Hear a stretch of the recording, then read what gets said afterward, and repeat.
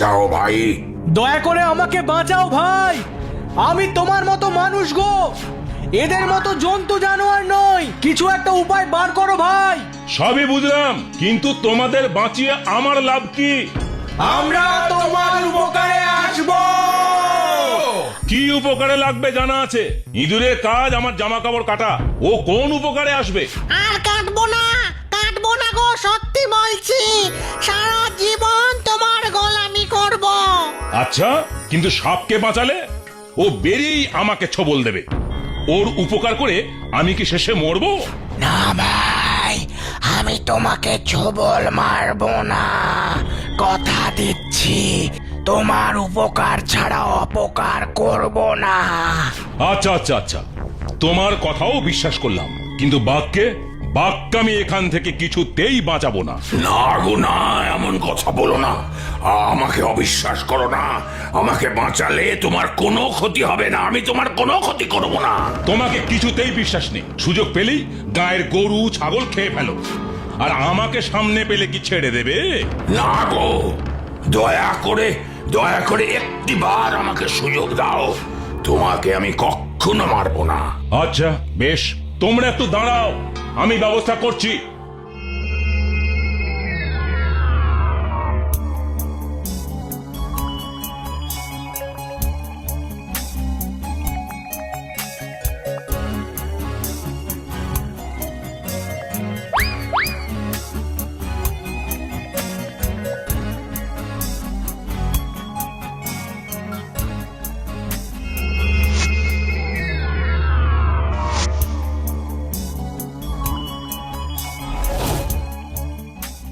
তুমি আমার প্রাণ রক্ষা করেছো, তুমি আমার রক্ষাকর্তা, তোমাকে আজীবন মনে রাখবো।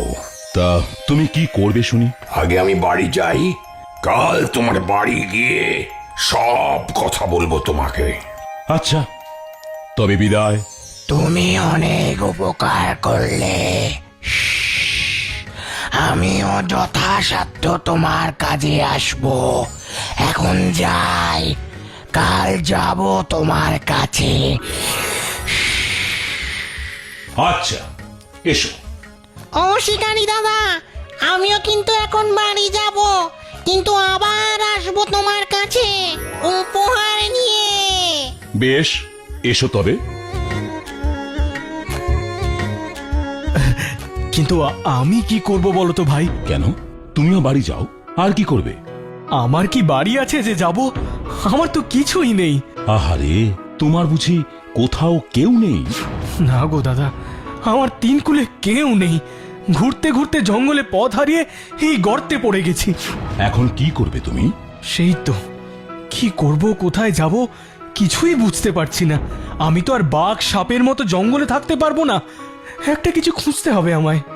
আমি একটা কথা বলি, যদি তোমার আপত্তি না থাকে তবে আমার সাথে আমার বাড়িতে চলো। তুমি তুমি আমায় থাকতে দেবে তোমার বাড়িতে? আমি আমি খুশি মনে যাব। তবে হ্যাঁ, আমার ঘরটা কিন্তু খুব ছোট, থাকতে কষ্ট হবে না তো? তুমি এত ভাবছো কেন? আমার তো ঘর বাড়ি কিছুই নেই, তুমি আমাকে থাকতে দিচ্ছ এটাই অনেক। আমার কোনো কষ্ট হবে না, দুজনে মিলে একসাথে বেশ মজা করেই থাকা যাবে। তাহলে আর কি, চলো আমার বাড়ি। হ্যাঁ, চলো চলো।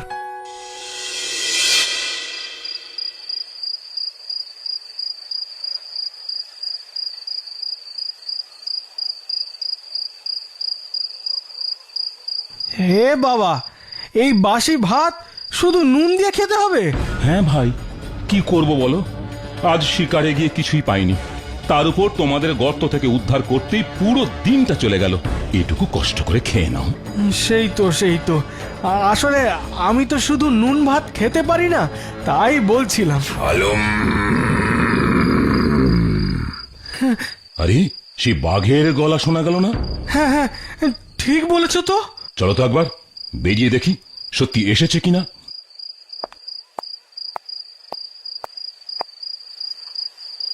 আলম, আলম। উমা, বাঘ ভায়া যে হঠাৎ এত রাতে, কি ব্যাপার বলো তো? আলম, হ্যাঁ, এখনই এলাম, তোমার জন্য একটা জিনিস এনেছি। এই রাত্রে আমার জন্য আবার কি নিয়ে এলে? তোমার জন্য শিকার এনেছি। শিকার এনেছো? কিন্তু কেন? ও মা, আমাদের উদ্ধার করতে গিয়ে তো তোমার সারাটা দিন গেল। আমি জানি যে তুমি শিকার পাওনি।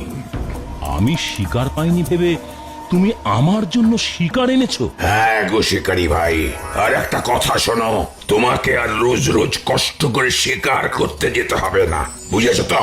বাহ, এটা কেমন কথা হলো? শিকারে না গেলে আমার চলবে কেমন করে?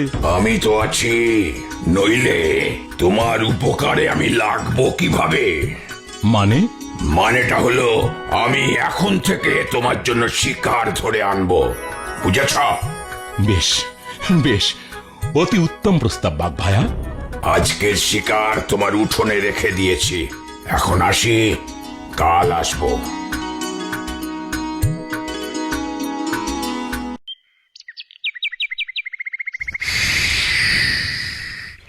শিকারি ভাই, ও শিকারি ভাই, বাড়ি আছো?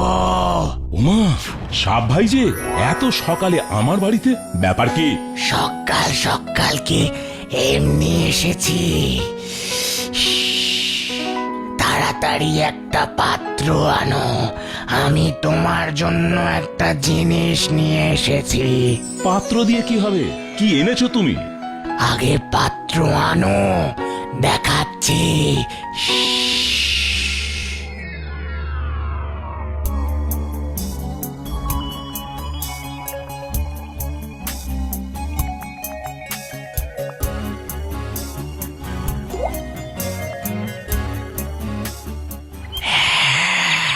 নাও শিকারি দাদা, এটা রাখো তুমি। ও বাবা, এই যে তোমার বিষ, কি হবে এতে? শুধু বিষ হলে কি দিতাম, এটা ওষুধ গো। আমার তো অসুখ করেনি, ওষুধ কি হবে? আহা, তোমার অসুখ করবে কেন? কোন রকম সাপ কাটলে এই ওষুধ কাজে লাগবে। ও বুঝেছি, সাপের কামড়ের ওষুধ। কাউকে সাপে কামড়ালে এটা খেলেই সেরে উঠবে? একেবারেই না, শুধু এটা খেলেই না। শুধু এটা খেলি হবে না? তুমি এটা এক্ষুনি বললে। দাঁড়াও দাঁড়াও, আগে শান্ত হয়ে পুরোটা শোনো। এই ওষুধের সাথে রক্ত মিশিয়ে দিতে হবে। রক্ত? কার রক্ত? যে সে লোকের রক্ত নয়, তাহলে? কোন মিথ্যাবাদী বিশ্বাসঘাতক লোকের রক্ত। কিন্তু এমন মানুষ আমি কোথায় পাবো বলো? সেটা তোমাকেই খুঁজতে হবে। এখন এটা যত্ন করে রাখো। আচ্ছা, এখন চলি ভাই, আবার পরে দেখা হবে।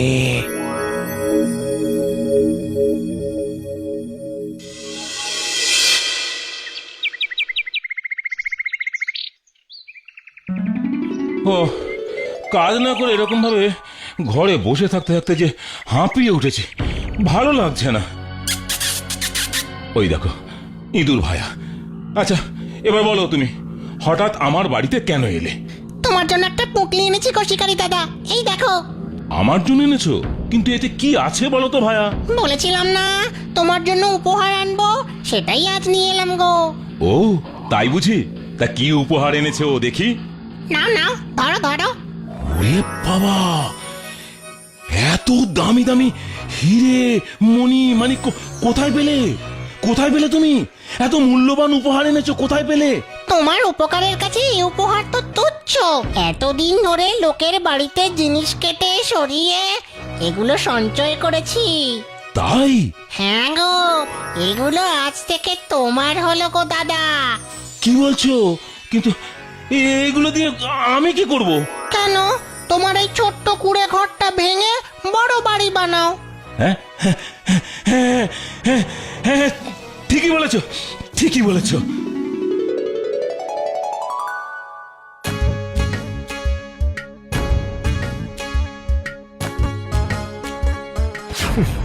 একেই বলে কপাল।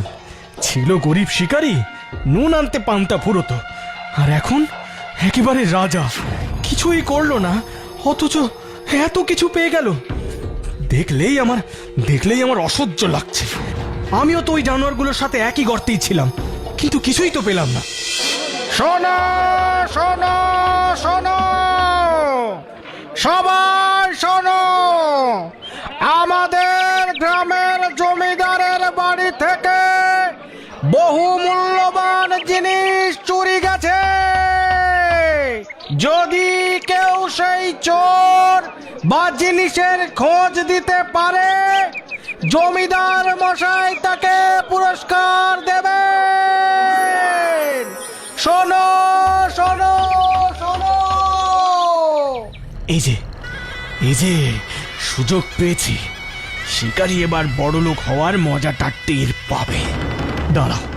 দাঁড়াও তোমার ব্যবস্থা করছি। কি কি জিনিস চুরি হয়েছে, কবে হয়েছে, সবই তো তোমাকে আমি বললাম। তা তুমি এ ব্যাপারে কি সাহায্য করতে পারবে বলো? কিছুদিন আগে এক শিকারীর সাথে আমার আলাপ হয়েছে। সে ছিল খুবই গরিব, এই গ্রামে একটা কুঁড়ে ঘরে থাকতো, কিন্তু হঠাৎ করেই সে বড় লোক হয়ে গেল, বিশাল অট্টালিকা বানালো। রাতারাতি সে এত টাকা পেল কোথায়? আপনি বলুন জমিদার বাবু।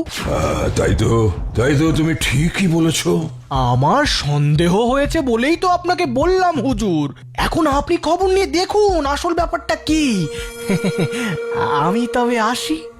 ঠিক আছে, কালই আমি শিকারীর বিচারের ব্যবস্থা করছি। হুজুর, আপনার বাড়ি থেকে কি জিনিস কিভাবে চুরি হয়েছে আমি জানি না, আমি সত্যি বলছি। তবে তুমি এত টাকা পয়সা কোত্থেকে পেলে? সে এক অবিশ্বাস্য কাণ্ড হুজুর। বলছি শুনুন। চুরি করে আবার এ সমস্ত আজগুবি গল্প বানাচ্ছ? আজগুবি নয় হুজুর, সত্যি। হুজুর খোকা বাবুকে সাপে কেটেছে গো, আপনি তাড়াতাড়ি একবার চলুন। কি বলছো তুমি? আমার এত বড় সর্বনাশ হলো, আমার একমাত্র সন্তান। কি করি এখন আমি, কি করি? হুজুর এত অস্থির হবেন না, আমার কথাটা একবার শুনুন দয়া করে। না না না, আমি কোনো কথা শুনতে চাই না। টাকা পয়সা কিছুই আমি ফেরত চাইছি না, শুধু আমার খোকা, আমার নয়নের মণিকে আমি চাই। আমি সে কথাই বলতে চাইছি হুজুর। আমার কাছে সাপের বিষের ওষুধ আছে, ওই গর্ত থেকে উদ্ধার পাওয়া সাপটা দিয়েছিল, সেটা খেলে ওর ভালো হবে। সত্যি বলছো তুমি? তবে দাও আমাকে, দাও। ওষুধ আমার বাড়িতে হুজুর, আমি এখনই গিয়ে নিয়ে আসছি। ওষুধটা খাওয়ালে ভালো হয়ে যাবে তো? না হুজুর, আগে এর সাথে এক মিথ্যেবাদী বিশ্বাসঘাতকের রক্ত মিশাতে হবে। কি আশ্চর্য কথা, এরকম লোক আমি কোথায় পাবো? আর পেলেও মিথ্যাবাদী বুঝবো কি করে? ওই লোকটির শরীর থেকে রক্ত নিয়ে দেখতে পারি হুজুর। কেন? আমার শরীর থেকে কেন? আমি মিথ্যাবাদী বিশ্বাসঘাতক কোনোটাই নই। হুজুর আপনি কি ওর কথা শুনবেন না ছেলের জীবন বাঁচাবেন হুজুর? না, তোমাকেই রক্ত দিতে হবে। এই, কেউ একটা ছুরি আনো। না হুজুর না। জমিদার বাবু, এবার এই ওষুধটা আপনার ছেলেকে গিয়ে খাইয়ে দিন। দাও বাবা, দাও।